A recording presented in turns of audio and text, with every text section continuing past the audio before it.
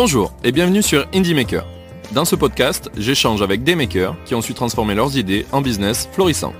Au-delà de leur success story, nous allons décrypter leur histoire, leur stratégie et leurs challenges. Tout cela afin de comprendre comment ils ont réussi à devenir profitables. J'interroge différents types de makers, des novices, des aguerris, toujours dans le but de comprendre comment ils se sont lancés et comment ils ont rendu leur business périn. Qui que vous soyez, dans ce podcast, vous apprendra à devenir un indie maker. Et le tout sans se prendre au sérieux. On reprend depuis le départ. Okay. Donc Mathias, est-ce que tu peux me présenter, présenter à moi et les auditeurs, donc du coup ton projet actuel qui fait du MRR, s'il te plaît. Oui, alors je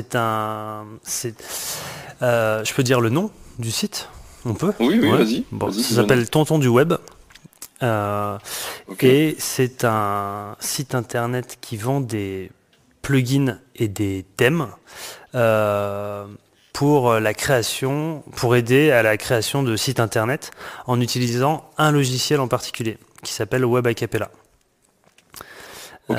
C'est un logiciel que tu as créé, ça, ou tu t'es basé sur quelque chose qui existe? Non, je me suis basé sur quelque chose qui existe. Le logiciel a été développé par des Français qui voulaient proposer aux gens un logiciel de création de site web en WYSIWYG. Donc tu déplaces des trucs et de manière très simple, sans coder, sans développer. Un peu comme Wix, mais en logiciel, en software sur ton ordinateur. Et au départ, moi j'ai découvert ce logiciel un peu par hasard. Je le trouvais sympa et en fait, très vite, on était bloqué, on était confronté aux limites du logiciel en fait, en termes d'effets, de transition, de fonctionnalités. Et donc il fallait rapidement, pouvoir développer d'autres choses autour de ce logiciel. Et c'est là que j'ai commencé à chercher sur Internet. Du coup, tu utilisais ce logiciel en fait pour des clients à toi, des sites que tu faisais? Oui, c'est ça. Voilà. Mais c'était des petits. Je faisais des petits sites vitrines. C'était des petits sites vitrines. Et c'était très pratique parce qu'il y avait du coup pas besoin de code. Mais dès qu'on voulait une fonctionnalité un peu particulière et même parfois très simple, comme par exemple un effet de survol sur une image, il n'y avait pas. Donc c'était vraiment très très limité. Et du coup, je me suis mis à chercher sur Internet des tutoriels, des outils qui me permettraient de pousser les limites du logiciel. Et j'ai pas trouvé. Du coup, je me suis dit, je vais le faire moi-même. Je vais développer moi-même les fonctionnalités dont j'ai besoin, parce qu'on peut les intégrer dans ce logiciel. Il y a une partie ouverte où tu peux intégrer du HTML, du CSS sans problème, quoi. Et du coup, j'ai commencé à développer mes petits plugins pour moi, pour repousser les limites du logiciel. Et voilà. Et ensuite... D'accord. Et c'est quelque chose que le logiciel de base, tu peux le comparer à Wix ou WordPress, quoi. Un petit peu, c'est... Voilà, c'est ça. Je le comparerais plus à Wix qu'à WordPress. Parce que WordPress, tu peux quand même vraiment... Déjà, c'est un CRM, pas un CRM, pardon, ok, je vais trouver le mot. c'est un blog, c'est un content management. Oui, à la base, c'est un blog où tu peux poster des articles. Et CMS, voilà, pardon. Ouais. C'est un CMS, alors que Wix, c'est du site vitrine, quoi. Donc je le comparerais plus à Wix. Plutôt vitrine. Ouais. La différence avec Wix, c'est que tu peux pas développer d'autres choses, tu peux pas venir plugger des effets, des fonctionnalités. Tout ce que tu peux faire avec Wix, c'est que ce que Wix fait. Ouais. Wix fait, voilà. Et donc au départ, c'était uniquement pour moi, mais je continuais régulièrement à chercher des infos sur Internet, sur ce logiciel, et je voyais bien qu'il y avait une communauté autour du logiciel, mais il n'y avait rien qui était fait pour cette communauté. Les développeurs du logiciel sont un peu nuls en communication. Ils sont même complètement zéro, donc il n'y avait rien. Eux-mêmes ne proposaient pas un blog pour fédérer leurs clients. Ils ne proposaient pas de forum, il n'y avait rien, quoi. Et du coup, je me suis dit, bah tiens... Les communautés que tu as trouvées, c'était pas via les créateurs du truc, c'était à part des gens qui ont créé leur propre communauté autour du logiciel. Non, c'est moi qui ai créé la communauté en fait autour du logiciel finalement. C'est ça qui s'est passé, c'est que personne n'était là pour fédérer la communauté. En fait, il y avait plein de clients, plein de gens utilisaient ce logiciel, et il n'y a eu personne, et surtout pas les créateurs du logiciel, il n'y a eu personne pour fédérer ces gens en communauté et apporter voilà, un échange, quoi. Du coup, je me suis dit, bah tiens, je vais créer un blog, et donc pas avec ce logiciel, puisque ça ne le permettait pas. Je vais créer un blog avec WordPress pour balancer 2-3 astuces que moi j'ai trouvées, que je mets en place sur ce logiciel, qui sont sympas, quoi. Et ça a pris comme ça en fait. Et puis un jour je développe un plugin, puis je me dis bah tiens je vais le filer sur mon blog, j'ai un peu des lecteurs, je devais avoir, je sais pas, j'avais peut-être 600, 700 lecteurs qui venaient régulièrement, quoi. Dans les premiers mois, très rapidement, il y avait de l'intérêt parce que les gens qui utilisaient ce logiciel avaient envie de faire plus et voulaient continuer à utiliser ce logiciel pour créer des sites web, mais voulaient aller plus loin, quoi. Donc j'avais un article qui expliquait comment intégrer un bouton like Facebook, par exemple. C'était des choses très basiques parfois, mais ça plaisait, quoi. Et puis un jour, je me dis, bah tiens, je vais... donc tu mettais du contenu assez souvent sur ce site, quoi. Ouais, au début, oui. Ouais. Mais je le faisais, ça m'amusait, en fait. J'avais pas du tout... En fait, à aucun moment, je me suis dit, tiens, je vais faire ça avec un objectif de croissance et de développement. D'ailleurs, à l'époque, on n'employait pas trop les termes de business en ligne, de récurrence, c'était pas, enfin moi je connaissais pas ces termes-là, quoi, ça me parlait pas d'infopreneur, voilà, tout ça, je connaissais pas. Oui, tout ce système-là. Mais c'était à quelle date à peu près, si tu sais localiser? C'était en 2013. D'accord. 2015. Non, 2015. Ouais. 2015. Donc c'est au moment où tu non, lances pardon, le blog. attends, non, je te dis n'importe quoi. 2013. Ouais, c'est ça. 2013. Ouais, c'est à ce moment-là que je me repère à la naissance de mon fils. 2013. Non, mais je me repère à la naissance de mon fils, et comme j'en ai deux, je m'y perds. Ok, très bien. Donc c'est à ce moment-là que tu lances le blog. Voilà, c'est ça. Et que tu commences à publier ton premier plugin sur le blog. Oui. Et ce plugin, tu le lances en payant ou tu le fais gratuitement? Non, je le donne gratuitement. Et là, j'ai plein de retours, plein de gens qui disent bah merci, qui écrivent, qui laissent des messages, quoi, qui disent merci, c'est super. Et il y en a plusieurs qui disent c'est trop bien. Franchement, si tu l'avais vendu, je l'aurais acheté. Et ah oui, carrément. Ouais. Alors, on parlait pas prix, mais en tout cas, plusieurs personnes m'ont dit ouais, c'est top. Si tu me l'avais vendu, bah j'étais prêt à payer pour ce plugin, quoi. Du coup, bah je me suis dit c'est pas con ça en fait. Je vais faire ça. Merci. Je vais vendre des plugins. Du coup, je l'ai retiré de la gratuité, ce plugin-là, et je l'ai mis à la vente à 5 € pour tester, pour voir si ça prenait, quoi. Et en fait, j'ai pas eu moins de téléchargements quand je l'ai mis payant, alors qu'il était gratuit au départ sur le même site internet, hein. Au même endroit, j'ai pas changé l'emplacement, j'ai rien fait. J'avais juste mis une modale de paiement. C'est ça, ouais. PayPal, j'ai même pas que... Voilà, il y avait... C'est tout. Et je l'ai mis à 5 €. C'était un plugin, c'était un slider. Un truc qu'on a à l'entrée des sites pour faire défiler les images, quoi. Voilà.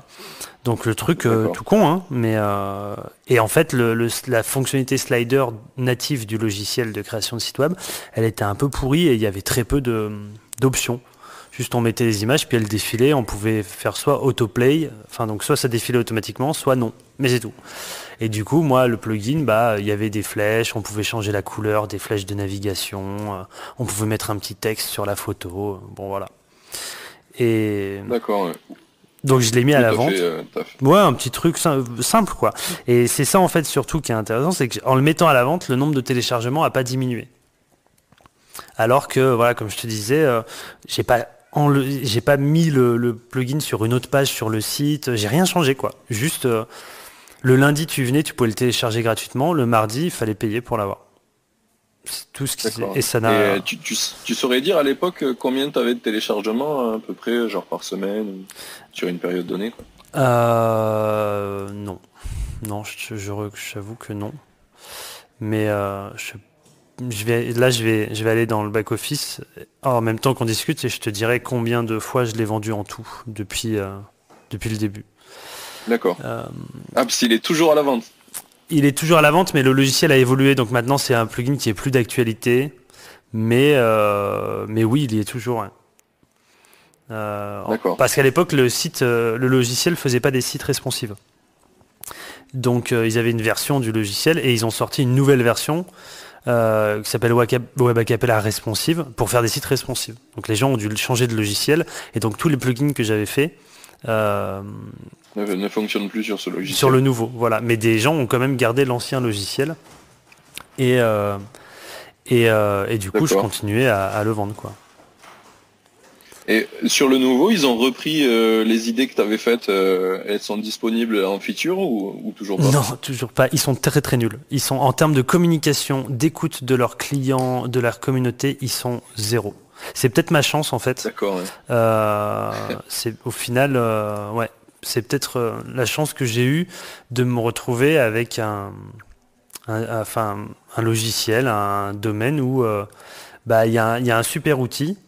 Il y a une communauté super sympa, mais tout le monde avait l'air de s'en fiche de cette communauté, quoi. Ouais, il y a un trou dans la raquette, quoi. Il y a un besoin exprimé clairement, mais personne n'y répond, quoi. C'est ça.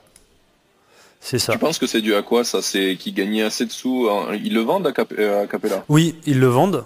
Oui, non, ils le vendent. Ils vendent la licence à vie, en fait. Et voilà, et en fait ça coûte je crois 99 €, un truc comme ça. Et voilà, et après tu as les mises à jour à vie aussi, donc c'est pas... ils sont vraiment dans l'ère numérique 1.0. Ouais. Les mises à jour à vie, mais avec une fois, tu payes en une seule fois. Ouais. C'est assez ouf. Tu sais d'où elle est, cette boîte? Elle est de Bordeaux. Tu les as déjà... Elle est de Bordeaux. T'es déjà rentré en contact avec eux? Oui, je suis déjà rentré en contact avec eux parce que moi, ça m'aurait intéressé de développer plus leur logiciel. Moi, ce que je voulais, c'était qu'au final, tout ce que je vendais en plugin soit vendu en add-on dans le logiciel, site, quoi, sur leur site ou dans le logiciel directement. Mais eux, ça les intéressait pas. Ils sont fichés. On s'entend bien, on est en bons termes, mais ça ne les intéresse pas. D'accord. Voilà. C'est assez étonnant. Ouais, c'est assez fou. Ouais. Et donc, qu'est-ce que j'en étais où sur le premier plugin? J'étais en train de chercher. Ouais, on parlait du premier plugin et comment tu l'as lancé. Alors, je sais pas si tu as trouvé le nombre de fois que tu l'as vendu. J'étais en train de chercher. Alors, vente par produit. Et alors, je t'ai dit n'importe quoi, le site a été ouvert en 2009, en fait. Ça fait 10 ans. D'accord. Oui, 10 ans. Il me semblait un peu plus logique, mais bon, après... ouais, non, c'est ça, 2009, en fait. Hop. Je vais aller voir tout de suite. Comme ça. Ouais, là, tu es sur ton site, c'est Tonton du Web, c'est là où tu vends les plugins. Ouais, c'est ça. Et là, je suis sur le back-office. Ouais. De WordPress, ouais. Et du coup, tu t'es demandé si tu allais faire des plugins mis à jour pour leur nouveau produit? Oui, c'est ce que j'ai fait après. Mais il s'est passé plein de choses entre les deux, en fait. Alors voilà, je l'ai. Oui. C'était le slider full width, pleine largeur. Ouais. Et je l'ai vendu 6759 fois. En 10 ans, c'est bien. Ouais, à 5 €. Je te laisse faire le calcul. Ah, t'as jamais changé le tarif? Ouais. Non, j'ai jamais changé le tarif. Non, jamais. C'était 4,90 €, je crois, exactement. Ouais, le prix psychologique. Ouais, le fameux 9, le chiffre magique. Et donc, j'ai vu, en fait, voilà, pour reprendre, j'ai vu que ça fonctionnait de vendre ce plugin. Du coup, je me suis dit, je vais en faire d'autres, forcément. Et du coup, j'en ai fait plein d'autres. J'ai commencé par faire que les plugins, en fait, qui, moi, me manquaient quand j'utilisais ce logiciel. Donc, c'est allé assez vite au départ, puisque la plupart, je les avais même déjà développés. Donc, je les avais en stock. Donc très rapidement. Si tu avais exprimé un manque, effectivement, c'est que d'autres avaient ce même manque. Voilà. Oui. Donc au départ c'est allé très vite, donc très vite j'ai mis en place une boutique en ligne avec un vrai parcours, avec un vrai tunnel de vente, etc. Qui à l'époque n'était pas du tout optimisé d'ailleurs, bon, on pourra en reparler après. Et j'ai tout de suite rempli cette boutique avec une dizaine de produits. Voilà, tous numériques avec un téléchargement qui se débloquait donc au paiement, quoi, à la validation du paiement. Et là, ça a complètement chuté. Les ventes, j'en ai quasiment pas faites pendant plusieurs mois. Alors que, ouais, ça, je sais pas, je pense que les gens ont pris peur. Au départ, j'étais plus vu comme un blog, un peu le tonton du web qui file des conseils, des tuyaux aux utilisateurs. Et donc, on va sur ce site bienveillant pour trouver des astuces gratuites, quoi. Et le fait que je me transforme un peu en site internet, je pense que ça a un peu fait peur. Oui, c'était plus t'avais plus la même les gens n'avaient plus la même vision de toi, quoi. Ouais, voilà. Mais ça c'était les premiers mois. Puis après ça a recommencé, Surtout que en même temps que je mettais des produits en vente, je continuais à publier des articles, des tutoriels qui étaient donc eux gratuits, des astuces. Ça il y avait toujours, quoi. D'accord. Ouais. Oui, donc tu continuais à faire venir du trafic, mais c'est juste sur la partie vente que ça a chuté. Ouais. Et à cette époque-là, du coup, je ne faisais presque que ça, créer des sites web pour des clients, soit avec ce logiciel-là, soit avec d'autres. Et puis, je m'occupais de ce blog, quoi. Voilà, je faisais que ça. Okay. Ça me T'étais, alors je sais pas, auto-entrepreneur, ça n'existait pas à l'époque, mais tu bossais à ton compte, quoi. Ouais. Mais je bossais beaucoup, au final. Pour ce site, j'ai bossé au final beaucoup, quand même. Donc la rentabilité était pas forcément là, quoi, au début, mais ça me posait pas de problème. J'y réfléchis, j'y pensais pas trop. Tu kiffais ce que tu faisais. Ouais. Ok. Et du coup, alors tu parlais de tes enfants tout à l'heure. Du coup, tu avais déjà des enfants? Non, non, puisqu'ils sont nés en 2013. Donc non, ça c'est une question que je me pose souvent. C'est que quand tu crées des choses tout seul, des produits tout seul, tu as tendance à du coup devoir y passer un maximum de temps au début pour le lancer, pour que ça marche bien, etc. Et je trouve que c'est parfois difficile de lier ça à la vie personnelle et avoir une vie en dehors de ça.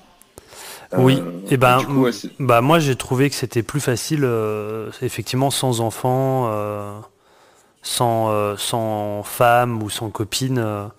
Forcément, plus tu as du temps à passer, plus tu es tout seul et plus tu as du temps à passer sur ce genre de business qui, effectivement, au début, demande beaucoup d'investissement, je pense. En fait, si tu te trompes pas au départ de niche, plus les jours passent et plus ta marge quand tu vends un produit augmente, en fait. Le premier produit que tu mets en vente, t'as peut-être mis, je sais pas, 10 jours à le faire et tu le vends 5 euros. Donc il n'y a aucune rentabilité. 10 jours pour 5 euros, c'est vraiment que dalle. Oui. Mais en fait, une fois que tu l'as vendu 50 fois, t'as pas plus bossé. T'as toujours bossé que 10 jours, quoi. Et là, la rentabilité est un peu plus intéressante. Et au bout d'1 an, 2 ans, etc., ça augmente. Donc c'est vraiment ça qu'il faut voir si tu veux pas trop y bosser. Si tu veux pas trop bosser sur ton site au quotidien, faut mettre un gros coup de collier au début et puis après t'es plus cool, quoi. Ok, tu continues toujours à poster des articles sur ce site? Non, plus du tout. Et il continue à vivre? Ouais, il continue à vivre. Faudrait, de temps en temps, une fois par an, je pense. Ça fait 2 ans que je suis beaucoup plus cool, que je suis beaucoup plus, je fais quasiment plus rien sur ce site. Mais en 2 ans, j'ai dû poster 4 articles, quoi. 4 articles de blog que j'ai rédigés en allant chercher un peu des infos et tout. Donc c'est très peu. Et en termes de produits, là par contre j'ai mis en place pas mal de choses, mais j'ai pas sorti de nouveaux plugins révolutionnaires. J'ai pas fait ça. D'accord. T'as fait quoi? T'as fait des optimisations du funnel de vente? Alors j'ai optimisé le tunnel de vente, ouais, à mort. J'ai aussi créé des packs. En fait, je me retrouve avec beaucoup de produits au final, hein, puisque maintenant j'ai un catalogue. Il doit y avoir, je sais pas, 200 plugins et thèmes à acheter. Et du coup, ce que j'ai fait, c'est que j'ai fait des packs. Au lieu d'acheter un plugin, en fait, t'en achètes 5 d'un coup et c'est un peu moins cher, quoi. Donc j'ai fait ça, histoire d'enrichir un peu le truc. Et puis il y a quelques années, j'avais aussi fait une formation en ligne pour apprendre aux gens à se servir de ce logiciel. D'accord. Et cette formation, là par contre, je la vends. Là, j'ai créé un tunnel de vente exprès pour vendre cette formation, avec une page de vente, avec vraiment en respectant tous les codes d'aujourd'hui des tunnels de vente. Et elle se vend très bien aussi, cette formation. D'accord. Et c'est une formation que tu as fait il y a combien de temps? La formation, j'ai dû la mettre en place. Tu me pièges avec les dates. Faut que j'aille vérifier sur internet mes propres dates. C'est fou. Approximativement. Ouais, mais non, tout à l'heure je t'ai dit n'importe quoi. Tu vois, je t'ai dit 2013, c'était 2009. C'était complètement n'importe quoi. Et là, c'était il y a 2-3 ans, mais je vais te dire, parce que pour cette formation en ligne, j'avais sorti il y a 2 ans, voilà. J'avais sorti un teaser vidéo pour annoncer. D'accord. Et du coup, mis à part ce nouveau produit que tu as sorti, t'as juste fait des packs, t'as rien apporté de nouveau, quoi. T'as changé la vente, mais t'as rien apporté de nouveau. Non, très peu. Très peu. En fait, après, ce que j'ai fait aussi, mais là on a brûlé plein d'étapes, mais au bout d'un moment, donc tu peux revenir en arrière. Je reviens en arrière. On a beaucoup, donc j'ai beaucoup travaillé sur ce site, donc je passais beaucoup de temps dessus, et l'argent rentrait un petit peu, ça allait, ça me faisait un petit salaire pour un gros travail. Bon, mais ça me gênait pas trop. Et au bout d'un moment, moi je commençais à être un peu à court d'idées aussi de plugins. Et de produits donc à vendre, et puis d'idées d'articles, de tutoriels pour expliquer aux gens comment se servir de logiciel, parce qu'en fait au final, une fois qu'on a filé 10 astuces, 20 conseils et qu'on a expliqué aux gens comment se servir de logiciel, bah c'est fini quoi. Il n'y a plus rien à dire en fait. Donc, oui, surtout s'il est limité de base et que voilà, très rapidement tu as eu besoin de faire des plugins. C'est ça. Donc au bout d'un moment j'étais limité. Du coup ce que j'ai fait, c'est que j'ai proposé j'avais deux... dans la communauté, il y avait 2 gars qui sortaient un peu du lot, dont un en fait qui a ouvert son propre site internet et qui s'est mis à donner des plugins que lui il faisait. Je me suis retrouvé un jour avec du coup un concurrent à moi, alors que j'en avais jamais eu, qui était plus qu'un concurrent puisque lui il donnait des produits que moi au départ je vendais. Donc ça n'allait pas du tout. C'est la concurrence déloyale. C'était atroce. Et en fait du coup je l'ai appelé, j'ai trouvé son numéro de téléphone, je l'ai appelé, je lui ai dit mais pourquoi vous faites ça? Et le gars m'explique qu'il est à la retraite et que ça l'amuse, qu'il aime bien, qu'il s'en fiche quoi. Et du coup j'ai dit à ce gars, plutôt que de donner vos plugins sur votre site, vous avez qu'à les vendre sur le mien. Et je prendrai une commission dessus. Et il m'a dit d'accord. Du coup... Mais non. Du coup, à partir de là, j'ai arrêté de moi-même développer des plugins, c'est lui qui le faisait pour moi. Et on les vendait sur mon site. Et en fait, comme je prends une commission, au final, j'ai pas d'argent à avancer. C'est pas comme si j'avais un salarié, par exemple, que je paye pour développer des choses. Puis ensuite, non, là, c'est vraiment, il développe lui-même des plugins. Et puis, s'il marche, on les vend tous les deux, on est content. Si ça marche pas, tant pis pour lui, quoi. Il continue de le faire là toujours? Il continue de le faire, mais bon, forcément il était déjà à la retraite il y a 5 ans, donc il est encore plus vieux aujourd'hui. Et donc il a un rythme très lent. Par contre, quand il sort un plugin généralement ou un thème, c'est une tuerie. Ça marche super bien. D'accord. Voilà. Et j'ai trouvé un autre, je les appelle les auteurs du coup. J'ai trouvé un autre gars, pareil, à la retraite aussi, qui aime bien faire ça, qui lui fait pareil aussi. Du coup, il développe des plugins et il les met en vente sur mon site. Donc maintenant, c'est même plus moi en fait qui fabrique les produits que je mets en vente. D'accord, ouais. Et tu t'es jamais dit de leur laisser aussi la main sur les articles, de pouvoir écrire des articles eux-mêmes ou... Non, parce que ils écrivent pas très bien et que quand même il y a un peu une ligne éditoriale. Voilà, je préfère garder une ligne éditoriale et publier moins, voire plus, plutôt que de changer complètement. Voilà, j'ai une façon de parler aussi, c'est un truc qui a plu aux gens. Je finis toujours les tutos, les articles par bisous les neveux, puisque ça s'appelle Tonton du web. Il y a toujours une ou deux blagues à l'intérieur de l'article. Voilà, il y a un ton un peu léger, un peu familial, quoi. Un peu genre, je suis le tonton sympa. Et ça. Oui, qui vient avec le nom du site, effectivement. Voilà. Ça, c'est quelque chose que tu as eu l'idée dès le départ ou c'est au fur et à mesure d'écrire que ça t'est venu? Le nom ou la ligne éditoriale des articles? Alors, la ligne éditoriale, parce que le nom, je suppose que tu l'avais dès le départ. Oui. Peut-être pas. Bah non, en fait, pas. Au tout début, ça s'appelait Web Acapella Tutoriel. Et les développeurs du logiciel, au bout de 2 jours, m'ont envoyé un mail en me disant ce nom est déposé, laisse-le. Donc j'ai dit ok, ça s'appellera Tonton du web. Voilà. D'accord, ouais. Effectivement, les ayants droit, c'est pas très drôle en général. Non. Mais j'ai trouvé la ligne éditoriale, oui, au fur et à mesure, en écrivant. En fait, moi je lisais aussi pas mal de tutos sur internet pour apprendre à développer des sites internet.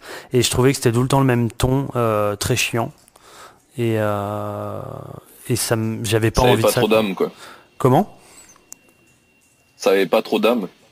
Ouais, voilà. Puis c'était très sérieux. Et en fait, je me disais, mais on peut expliquer, apprendre des choses aux gens sans avoir un ton sérieux, en faisant des blagues. Du coup, je l'ai fait. Voilà. Mais après, c'est des blagues. Ça fait pas forcément rire, mais au moins ça fait sourire, quoi. Moins. Oui, voilà, ça rend le discours un peu plus léger. Voilà, c'est ça. Ouais. Et c'est un peu l'idée qu'il y a dans Indie Maker, hein, c'est de trouver comment on fait du business en ligne qui rapporte, mais sans se prendre trop la tête non plus, quoi. Je pense que si t'es trop sérieux dans ce que tu fais, peut-être que tu loupes une partie de ce qui est intéressant dans la vie quand même, en général.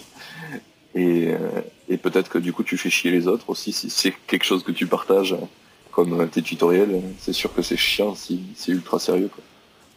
Bah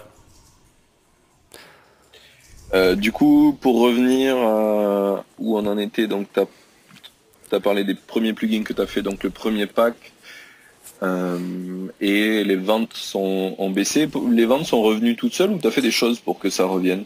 C'est revenu un peu tout seul. J'ai continué à publier des articles. Donc en fait, j'ai fait des choses sans savoir ce que je faisais. Et c'est après que je me suis rendu compte que tout ce que j'avais fait, ça faisait partie des choses qu'il fallait absolument mettre en place pour réussir avec un business en ligne. Mais je l'ai appris qu'après.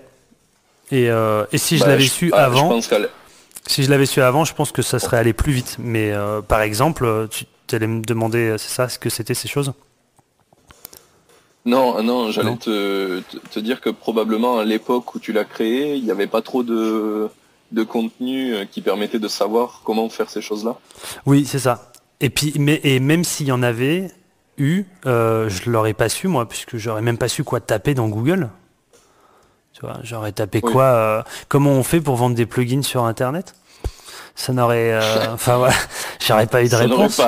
Ça n'aurait pas abouti. Voilà, je serais tombé sur TimeForest, un truc comme ça. Et encore, je sais même pas si ça existait. Si, ça existait déjà. Mais donc, ouais, non. Et du coup, oui. Du coup, t'as fait des formations plus tard sur le business en ligne? Alors du coup, au départ, c'était le premier logiciel, c'était un logiciel pour faire des sites internet, vitrines, voilà, point. Et puis un jour, ils ont décidé de faire un nouveau logiciel pour faire des sites responsives. Ce qui était déjà devenu la norme depuis un moment, mais eux étaient à la traîne.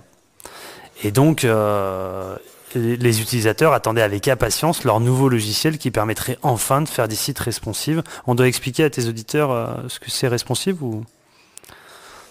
On peut l'expliquer. Bon, qui s'adapte responsive, qui s'adapte un site internet qui s'adapte quel que soit le type d'écran, donc mobile ou tablette ou ordinateur. Donc c'était devenu déjà dans le monde du web, c'était devenu une norme depuis longtemps, mais le logiciel, lui, ils n'avaient pas passé le cap, quoi.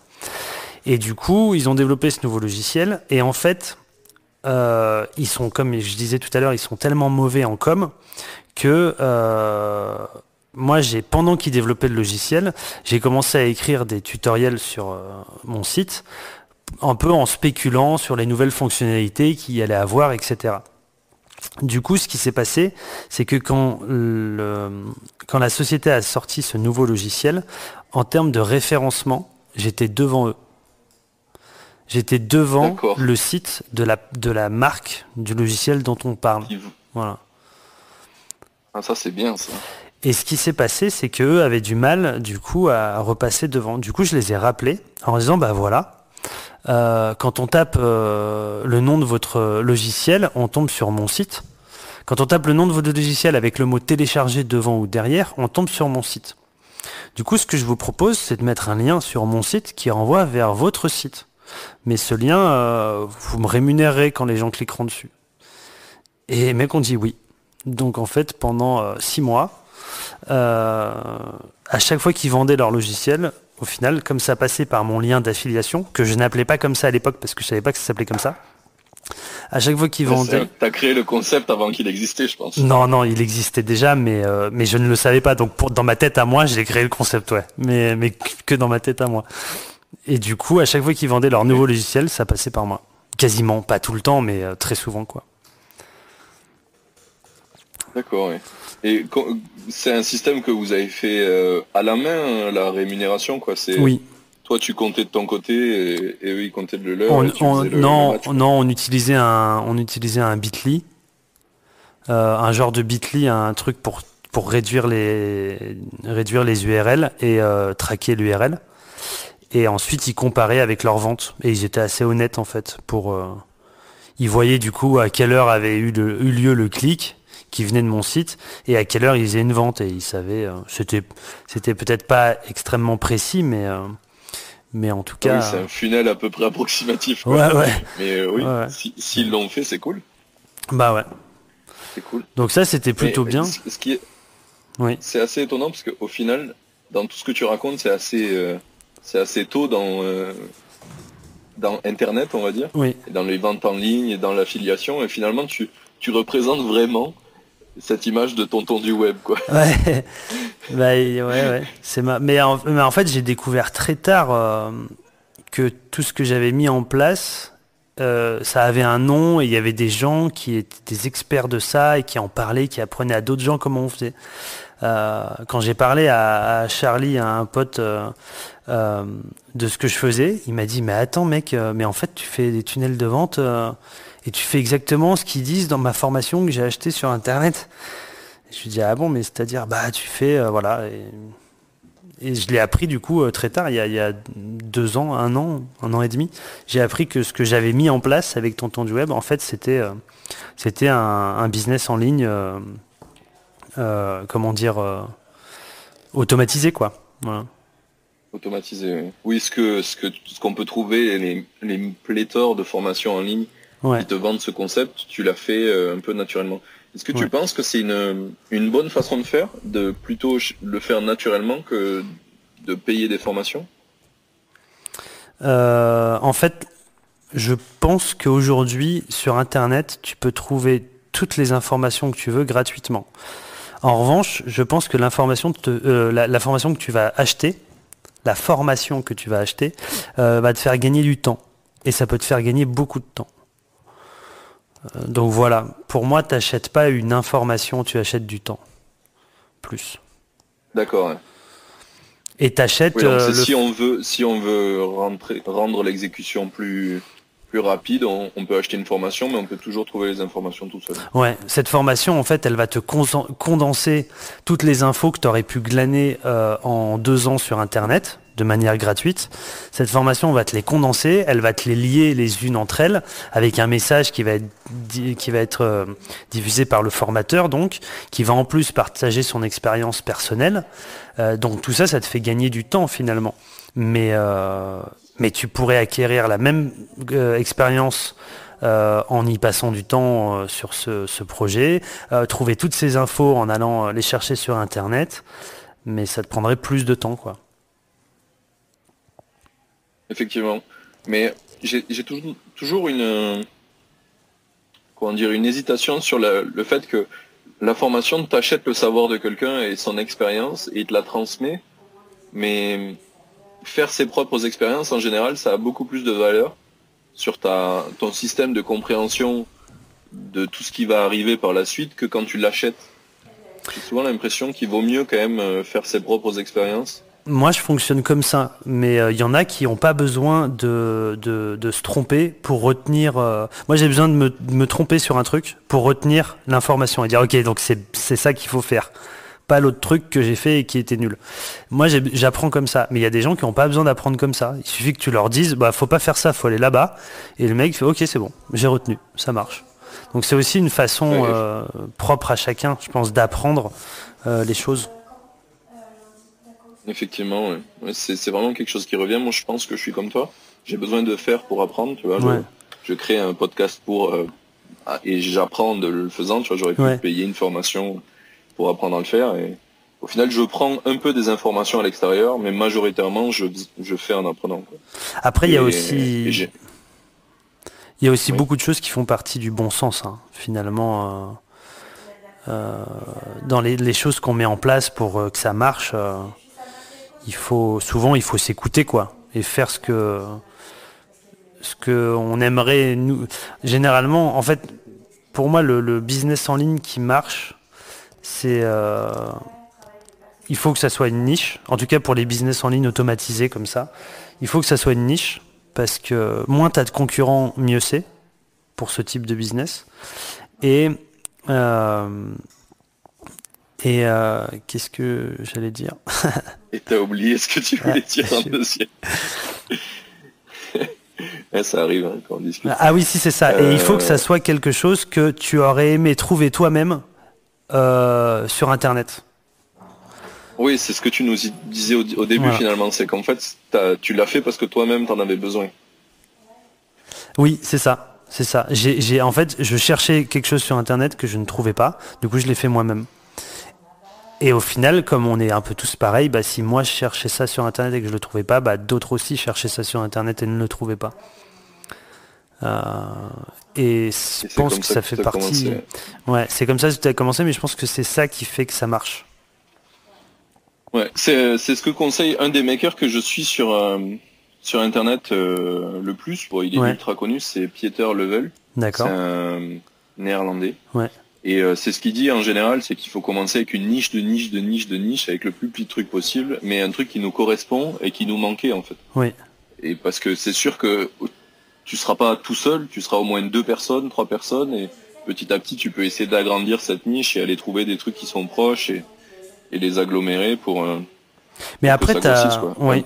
Et après t'as pas forcément besoin que ça grossisse non plus de fou. Moi, ce business en ligne.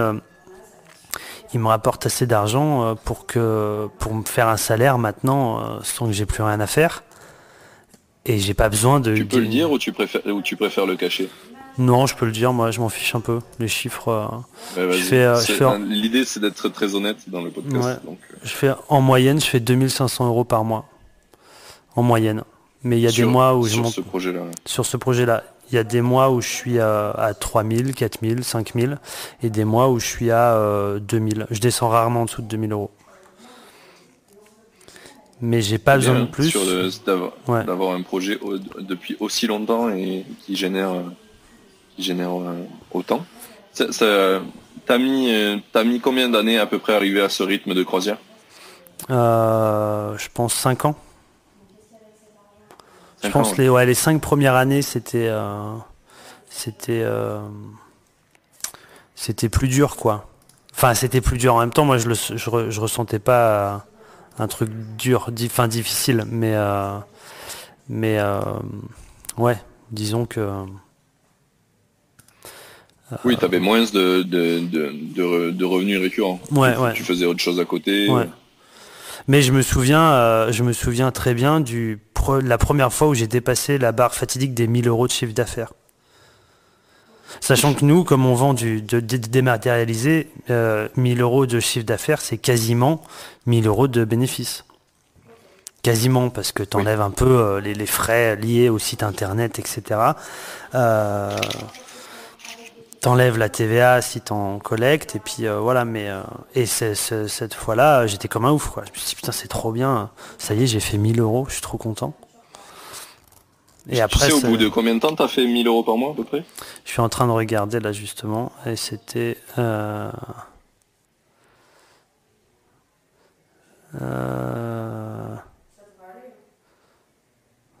alors, ouais, c'était au bout de 3 ans. La 3e année. 3 ans, oui. Ouais. Pas mal. Pas mal. Et jusque-là, toutes les premières années, on va dire les 5 premières années, tu continues à faire des sites internet à côté que tu vendais. Oui. C'était du coup vraiment de l'argent de poche. Pour moi, Tonton du Web, c'était juste un petit truc. Ça me rapportait un petit peu d'argent en plus, quoi. D'accord. Ouais. Et du coup, actuellement, maintenant, tu vends plus du tout de site internet, plus comme tu faisais. Non, plus du tout. Tu peux nous parler de tes projets un peu. Bah, j'ai une agence de com et événementiel, de communication événementielle. Donc maintenant, je suis surtout chef de projet en fait. Je coordonne. Je fais encore des sites internet, mais c'est plutôt des sites e-commerce et des sites sur mesure avec du développement. Je n'utilise pas du tout ce logiciel que je traite du coup avec Tonton du Web. Je n'utilise pas du tout ça. C'est du WordPress ou du PrestaShop ou d'autres ou alors du from scratch, du développement sur mesure.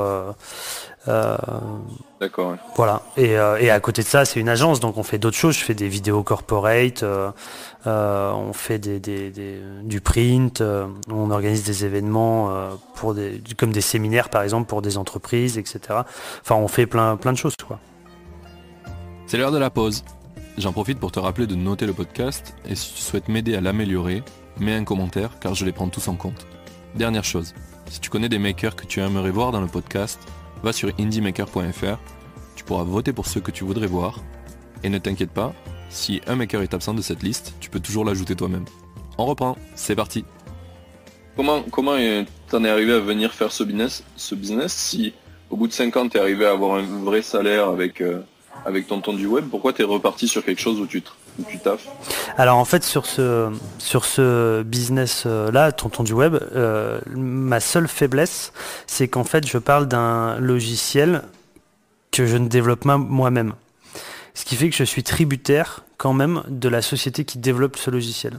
Si cette société un jour décide d'arrêter, de fermer, de retirer ces logiciels de la vente, petit à petit les utilisateurs vont s'orienter vers d'autres logiciels. Et d'autres softs, voilà, ou d'autres solutions tout court. Et en fait, j'avais très peur de ça, que ça s'arrête très vite. Donc je me disais, c'est cool, ce mois-ci j'ai fait 1000 balles, mais si ça se trouve, le mois prochain, je ferai rien du tout. Donc comme j'avais peur de ça, je me suis pas contenté de ce business-là. Je me suis dit, il faut que je fasse autre chose quand même à côté. D'accord. Mais du coup, tu es parti vers quelque chose de totalement différent. Tu aurais pu faire des plugins WordPress, par exemple Eh ben oui, mais en fait ça existait déjà, le plugin WordPress, il y en a déjà plein, il y a une super plateforme où on peut en acheter, où en trouver gratuitement. C'est ce que je disais tout à l'heure, moi ce projet il est né au départ d'un manque de ma part. C'est-à-dire, moi-même je ne trouvais pas ces informations-là, donc je les cherchais et donc je les ai créées, quoi. Mais d'accord, et du coup t'as pas essayé de reproduire ça autrement vu que c'était pas un manque que tu voyais. Voilà, c'est ça. Et qu'au départ j'avais pas du tout pensé ça comme un business. J'ai pas du tout monté ça en mode tiens, je vais créer un business en ligne qui un jour me rapportera suffisamment d'argent pour que je puisse arrêter de travailler. Je l'ai pas du tout pensé comme ça, quoi. Et c'est pas vraiment mon objectif, je crois. J'aime bien travailler en fait. T'aimes bien travailler. Ouais, je crois que je fais partie des gens qui... Bon, ouais. Mais c'est un truc que je remarque dans toutes les choses tous les gens qu'on appelle makers, un peu qui fabriquent des choses, et en général, on aime bien en faire, même quand il n'y a plus besoin de gagner de l'argent, on fait quand même des choses. Ouais. Quitte à faire des trucs soit gratuitement, ou soit qui forcément rapportent parce que ça a de la valeur, mais pas forcément dans le but de vivre tous les jours avec. C'est du bonus. C'est ce que tu fais avec Big Mama là, c'est du bonus pour toi. C'est peut-être Tonton du Web le bonus du coup. Ouais, c'est ça. Ouais, je le vois comme ça en fait. Tonton du Web, c'est le bonus. Ouais. C'est parce que ça peut s'arrêter du jour au lendemain en fait. Hein.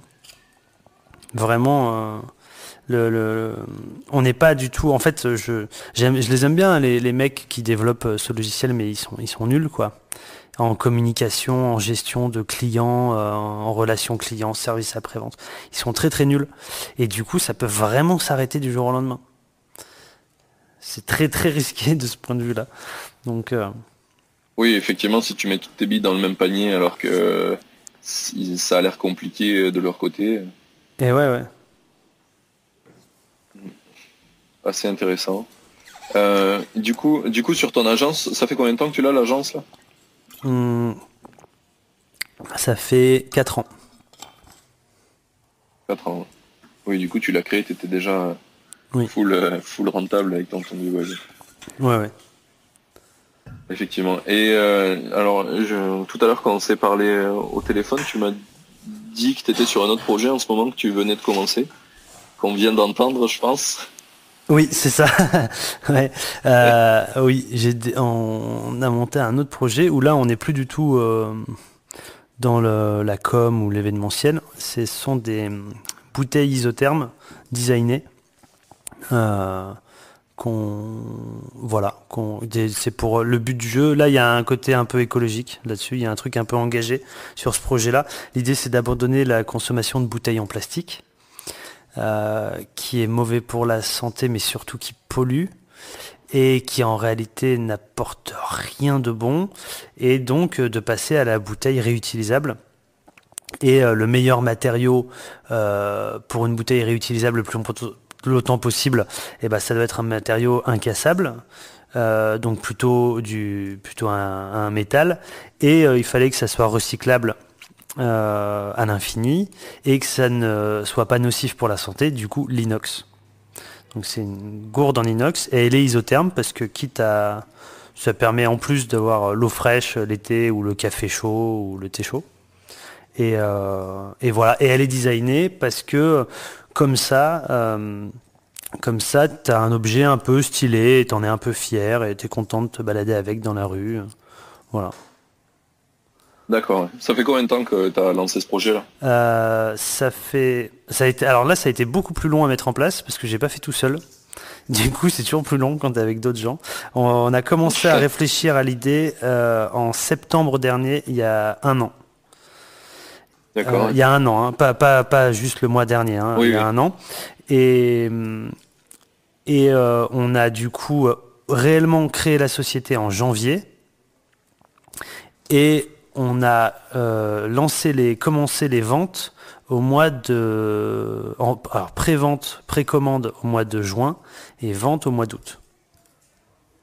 D'accord, ouais. Donc vous l'avez lancé, du coup tu les vends en ligne ? On les vend en ligne, ouais, et aussi en B2B à des revendeurs, des commerçants et des sociétés. D'accord.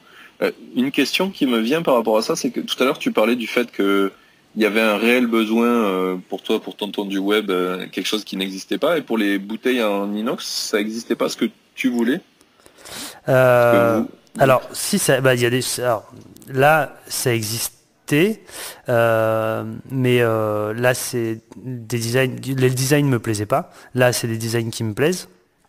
Et puis, ça existait, mais c'était très peu connu. L'objectif aussi, c'est de plus faire connaître ce produit et que ça se démocratise, quoi. Donc là, on est au tout début, c'est vraiment les prémices. Il y a encore plein de choses à faire, mais ça résulte un peu de la même chose. Il y avait quand même un manque, quelque part. D'accord, oui, c'est un manque que toi tu voyais. Tu avais des bouteilles d'eau qui existaient, mais ça te plaisait pas comme c'était. Ouais. Donc toi, tu as créé la tienne pour... Ouais. Enfin, vous avez créé la vôtre. Ouais, c'est ça. Pour que ça vous plaise.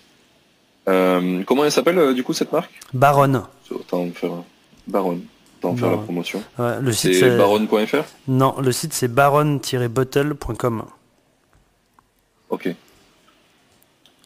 Top. Et du coup, c'est quoi votre stratégie là pour les ventes? C'est vous cherchez beaucoup plus des revendeurs ou vous essayez de promouvoir la vente en ligne? Et ben alors là c'est pareil, on apprend encore en faisant, puisque à la base le commerce, l'achat-revente c'est pas du tout mon truc, hein, j'en ai jamais fait.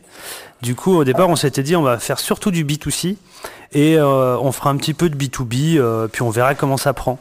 En fait, grave erreur, c'est complètement l'inverse, parce que c'est très long à vendre en B2C, alors qu'en B2B, pour vendre en B2C, c'est-à-dire que tu vends une fois un produit à un client. Et pour faire ça, il faut mettre en place du référencement, de la publicité sur les réseaux sociaux, un tunnel de vente et un parcours sur le site internet qui soit agréable, qui soit fluide, etc. Ça demande beaucoup de choses. Pour vendre en B2B, il faut avoir de la tchatch, mais tu trouves un revendeur, un commerçant à qui que ça intéresse. Ça t'a pris une demi-heure de discuter avec lui et il t'en a acheté 20 d'un coup. Ou 30 d'un coup. Donc en fait, c'est forcément ils ne les achètent pas au même prix, etc. Les marges sont plus petites, mais on fait du volume et donc on déstocke plus rapidement. Donc c'est au final bien plus intéressant. Oui, tu scales et pour commencer c'est bien. En plus ça peut te faire une image de marque, suivant si ta bouteille elle est vue, elle est mise en avant. Ouais. Si tu as fait un design qui se reconnaît un peu, peut-être que les gens vont te dire « c'est quoi ça ?» C'est ça, ouais.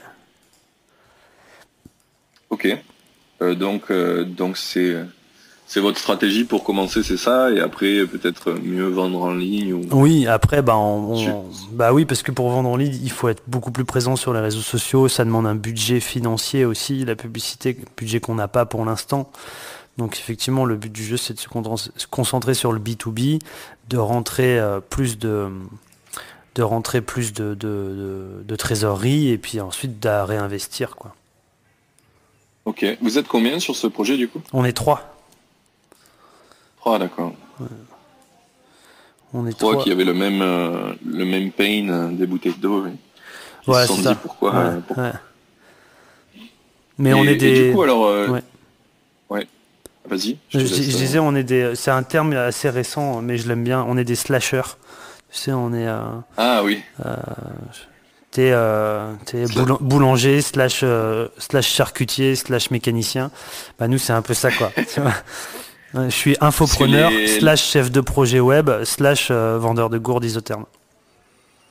D'accord. Et ceux qui bossent avec toi, ils ont des projets qui ont totalement rien à voir avec les bouteilles d'eau, du coup, je suppose. Complètement, ouais. L'un de nos associés sur Baronne, donc les gourdes isothermes, il est architecte.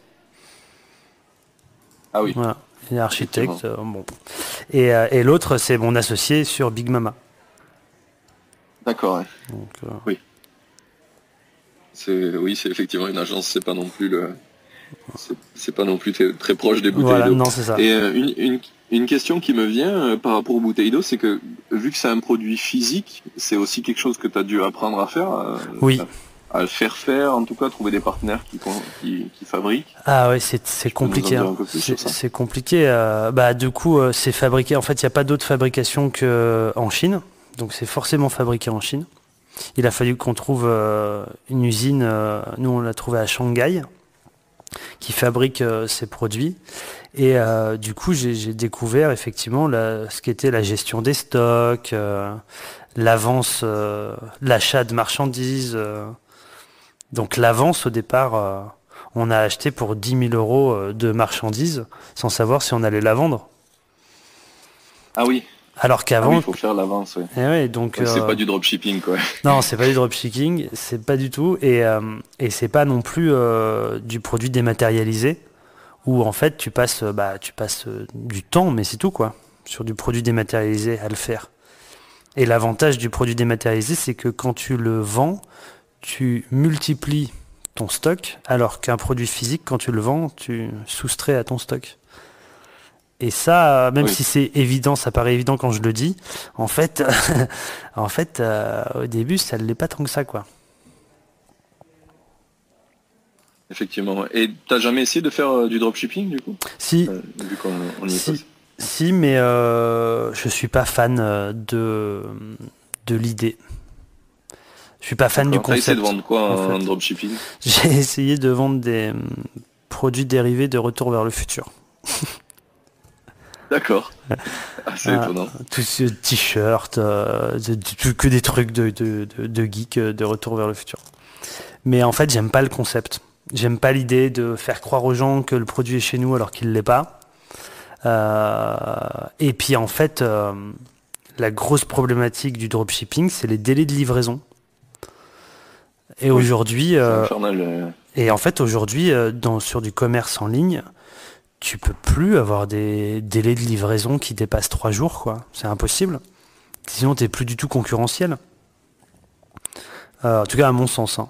Donc, Oui, ben clairement, je crois que donc avant j'ai bossé dans une boîte qui faisait de la livraison sur Paname. oui, Et le temps de livraison, on avait trouvé une étude où il corrélait le temps de livraison au nombre de ventes, et plus le temps est court, et mieux ça vendait, quoi. Donc c'était une des problématiques des sites en ligne, c'est s'ils affichaient des délais trop longs, ils perdaient 20-30% de ventes ouais.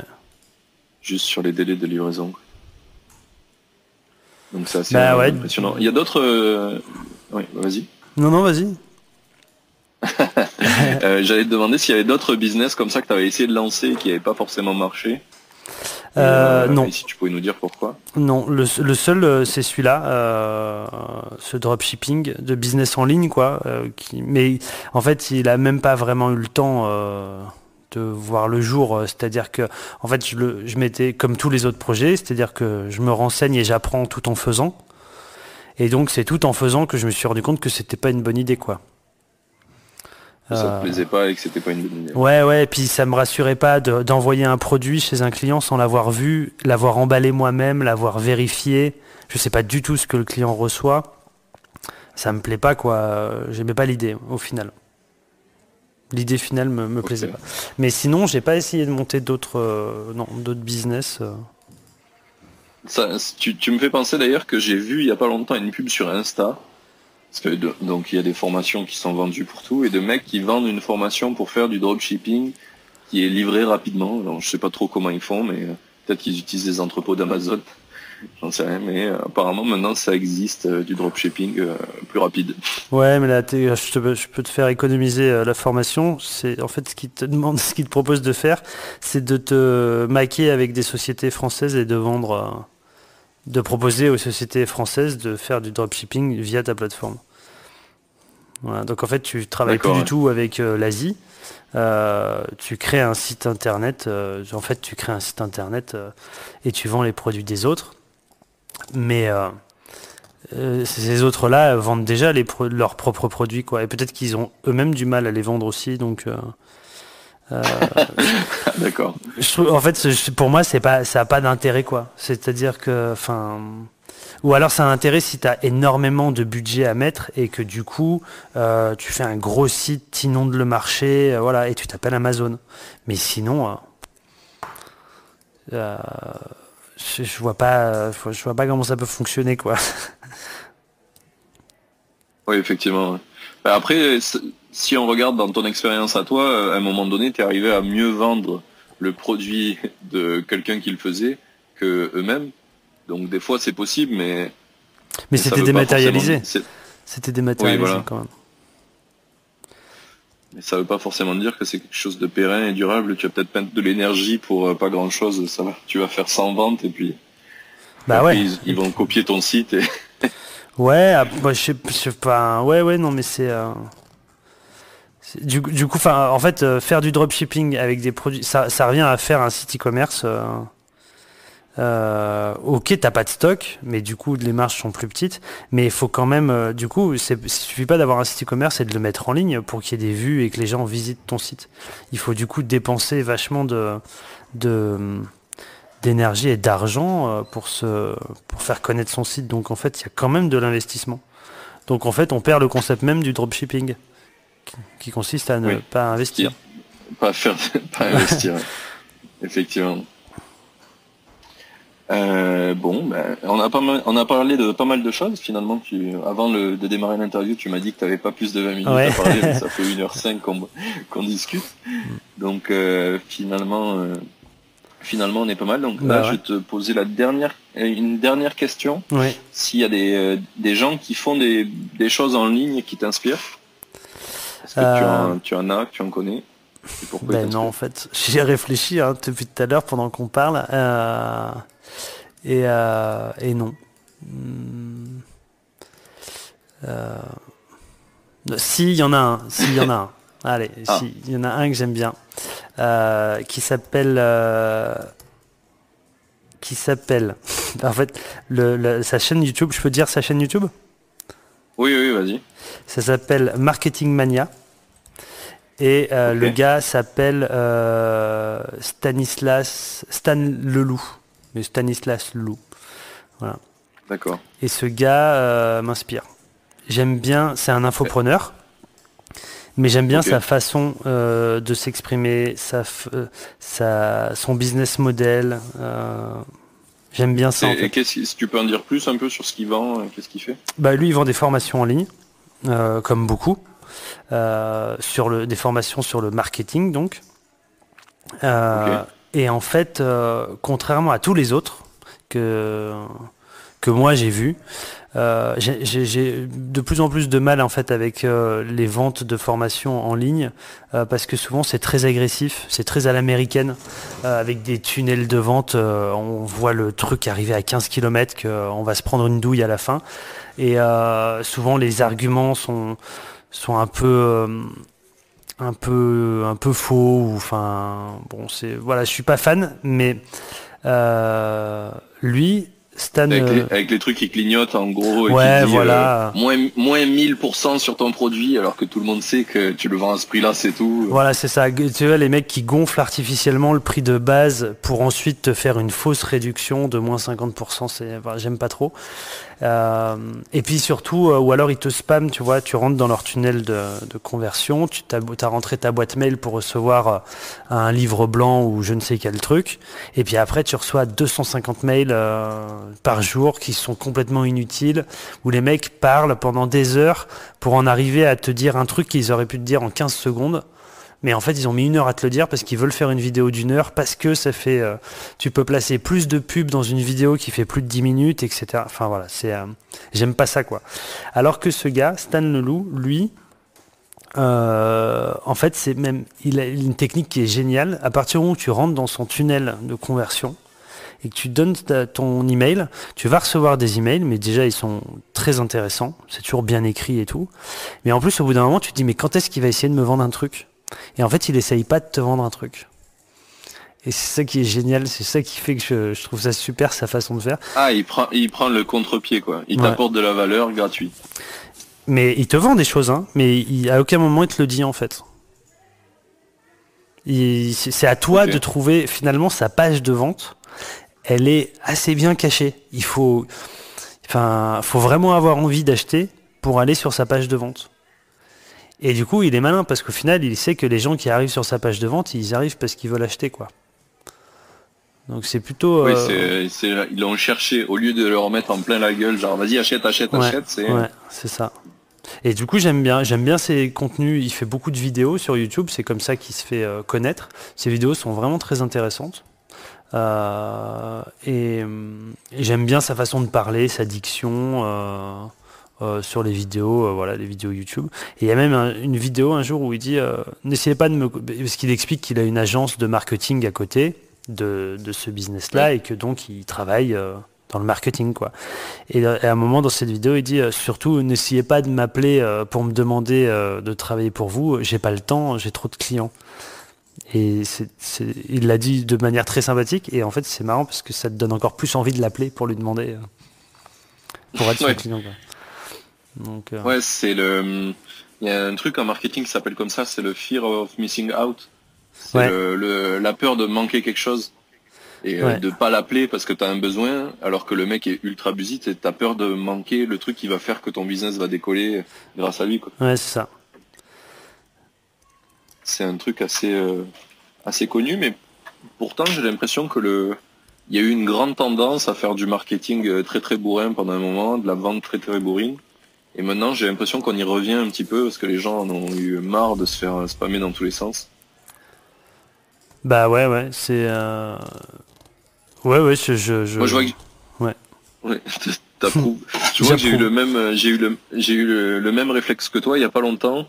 J'ai reçu sur Insta, parce que c'est le réseau social que j'utilise le plus, j'ai une pub pour un truc sur, putain, je sais plus comment ça s'appelle, Mind Academy, quelque chose comme ça, qui vend en fait une formation pour travailler ta mémoire, parce qu'ils disent que les bons entrepreneurs ont une bonne mémoire et que du coup, nous on voit une formation pour ça et le premier essai est gratuit, il faut juste donner ton email, quoi. D'accord. Donc moi qui ai toujours tendance à me rappeler de rien du tout, ça me parle et je me dis que des fois je manquerai des trucs parce que la vidéo est assez bien faite et du coup je laisse mon email. C'est un truc où tu t'inscris pour voir une vidéo en live à telle date et donc tu choisis la date. Je m'inscris, bien sûr je loupe la date parce que j'ai oublié et que je consulte pas tout le temps ma boîte mail et en fait là à partir de là j'ai reçu un mail toutes les demi-journées, j'ai reçu un mail pendant 3 jours. Et bah du coup je les ai bloqués, hein. J'ai même pas ouvert aucun email, j'ai vu que j'en avais 4 de retard, j'ai juste fait bloquer. Voilà. C'est vraiment ça, c'est les techniques quelque chose comme agressives. C'est trop bourrin les Américains. Pourtant il paraît que c'est justement Charlie, l'ami qu'on a en commun, m'en a parlé de ce business là et il paraît que c'est vraiment vraiment bien ce qui file comme formation, mais bah non, trop de violence pour moi. Mais il y a beaucoup de très bonnes formations sur Internet. Hein. C'est ce qu'on disait au début. C'est bien les formations, ça fait gagner du temps, ça peut motiver aussi parfois. Il y a certaines formations où les formateurs sont très motivants et t'incitent à faire les choses étape par étape, ils te structurent. Il y a plein de gens qui ont besoin de ça et du coup c'est vachement bien. C'est plutôt les techniques de vente derrière qui sont un peu... soit tu connais ces techniques et en fait tu les vois trop, c'est cousu de fil blanc, soit tu les connais pas et ça peut être parfois un peu mensonger ou un peu un peu déstabilisant, quoi. Et je suis pas fan. Survendu. Ouais, un peu survendu. Voilà. Il y a ce côté-là que j'aime pas, la survente, et ce que tu disais tout à l'heure aussi, ils mettent 15 ans à arriver au point final de te dire le truc, en fait, parce que le contenu est tout petit. Voilà, et c'est ça. Il faut cliquer, regarder une vidéo qui te dit qu'il va te donner une astuce, puis tu finis la vidéo, il y a une autre vidéo qui te dit qu'il va te donner une astuce, t'as toujours pas vu l'astuce. À la fin, tu dis, mais mec, tu fais pas 10 minutes de vidéo pour rien me dire, quoi. Ouais, c'est ça. La dernière fois, j'ai envoyé c'était une vidéo pareille pour ensuite derrière vendre des choses. Et c'était sur le référencement naturel. Et le gars parle pendant une demi-heure en racontant des exemples, des cas concrets, etc. Et moi, je me suis dit, bah super, je vais apprendre un truc intéressant sur le référencement naturel, le SEO et tout. Et au final, il conclut par dire les 3 choses importantes à faire: utiliser Yoast SEO, donc un plugin pour WordPress. Du coup, voilà. Travaillez bien vos mots-clés, vos H1, H2. Et puis voilà. Et puis c'est tout, quoi. Et en fait, t'aurais commencé ta vidéo par c'était bref. Je sais pas si je suis très clair dans ce que je dis, mais en gros, une demi-heure pour expliquer un truc qui aurait pris 15 secondes. Et qui en plus c'était pas un bon conseil. Hein, donc voilà. C'est un truc que moi j'ai remarqué aussi dans les livres de développement personnel, où souvent on va beaucoup enrichir le propos, voire trop, et faire 300 pages pour au final te dire qu'est-ce qu'ils font eux pour se sentir mieux. Ouais. Mais en fait, vu que t'es pas eux, ils auraient pu directement t'en parler, et puis ça aurait eu à peu près le même impact sur toi.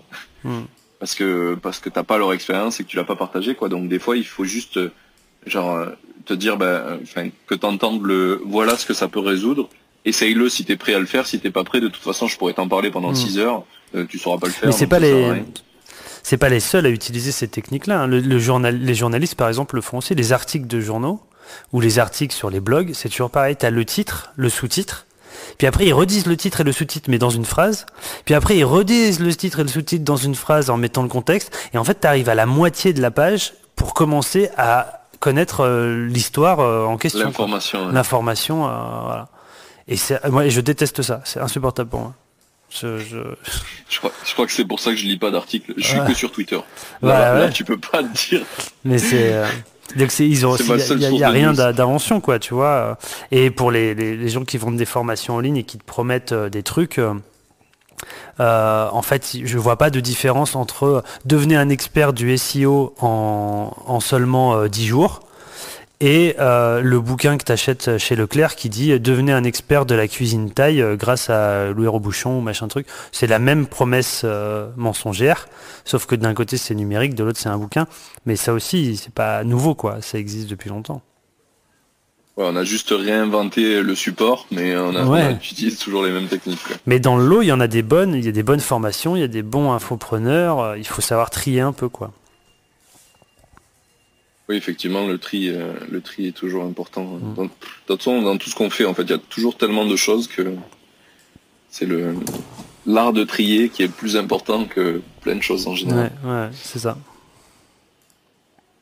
Ok, du coup, on est reparti sur une discussion, on a digressé, alors qu'on n'était pas loin de finir. Je vais te poser du coup les 3 dernières questions, oui. Et puis on aura fini cette interview. Okay. Donc la première, c'est qu'est-ce que tu recommanderais à un maker qui se lance, donc à quelqu'un qui veut se lancer et qui veut créer un business en ligne, qu'est-ce que tu lui dirais de faire en premier, un conseil? Pour un business en ligne? Ouais. Le premier, je pense que le vrai premier conseil, c'est de faire quelque chose qui nous plaît à nous au départ et qui pourrait être utile à nous-mêmes au départ. Voilà, je sais pas si la phrase est bien dite, mais on en parlait tout à l'heure. En fait, c'est répondre à un besoin qu'on a nous personnellement au départ. Ok. Oui, on l'a dit un peu tout le long de l'épisode, mais voilà. S'il y avait un seul conseil, si les personnes voulaient écouter que 4 minutes du podcast et 4 finales, au lieu d'écouter les 1 heure, c'est commencer par quelque chose qui vous serait utile à vous. Ok. Ouais. Si des gens veulent suivre un peu ce que tu fais, où tu publies le plus et tu parles de ce que tu fais? Nulle part. Quel est le réseau social? Je ne parle jamais de ce que je fais sur les réseaux sociaux. Non, nulle part. Non. Les gens qui veulent créer les gens qui ont besoin d'un site internet peuvent contacter mon agence de com. Ceux qui veulent créer leur site web eux-mêmes peuvent aller sur Tonton du Web. Et ceux qui veulent changer la planète avec une gourde isotherme réutilisable peuvent aller l'acheter sur baronbottle.com. Voilà. Ça marche aussi. Et si vous voulez des news, vous m'envoyez un email. Voilà, c'est ça. Ok, très bien. Non, j'aime bien. En fait, j'en parle pas parce que je sais pas. Je trouve pas ça utile de perdre du temps là-dessus, quoi. Parce que ça prend du temps quand même d'en parler sur les réseaux sociaux. Et je vois pas ça. Voilà. Là, j'ai accepté ton invitation parce qu'on se connaît un peu, qu'on a un ami en commun. Mais sinon, je l'aurais pas fait, quoi. D'accord, ouais. Ah, c'est intéressant. Non, ça peut-être que je vais peut-être avoir des problématiques après pour interviewer les gens. Non. Ouais, tous les gens qui font des podcasts et avec qui j'ai parlé m'ont dit qu'en général, avoir les invités, c'est un peu dur. Ah ouais. Pourtant, ouais, moi j'aurais cru que c'était assez facile puisque les gens aimeraient parler de ce qu'ils font, mais pas forcément. En fait, ils préfèrent faire que... Oui, ou alors ils en parlent, mais en privé, sans qu'il y ait un relais derrière et que ça soit inscrit dans le temps. C'est ça aussi. Ouais. Moi, je suis un peu... j'ai pas de trucs à cacher, quoi, tu vois, donc je veux bien parler des montants, de comment j'ai mis en place les choses et tout, mais il y en a qui aiment pas parler de ça. C'est vrai, c'est très français en plus, ça, de ne pas aimer divulguer ses secrets. Ah, on digresse encore. Ouais, j'aimerais bien lutter contre cette idée. Du coup, la dernière question, c'était qui pour toi je devais inviter après toi. Donc, si tu veux. Si tu arrives à la voir, Stan Leloup, si tu y arrives. Ok. Eh ben, je vais essayer. Il habite en Thaïlande, donc. Il y aura un petit décalage, il y aura un petit... il y aura un petit décalage. En plus, une petite difficulté. Ok, très bien. Voilà. Eh bien, merci beaucoup Mathias pour je t'en prie. cette 1h20 de podcast. C'était super intéressant de parler avec toi. Ça m'a bien plu, avec plaisir. Et à la prochaine. À la prochaine, salut Martin. Salut. Ça y est, l'épisode est fini. J'espère que t'as kiffé autant que moi. Merci d'avoir écouté, merci à l'invité d'avoir pris le temps de venir. Et à dans 2 semaines pour le prochain. Belle journée à toi.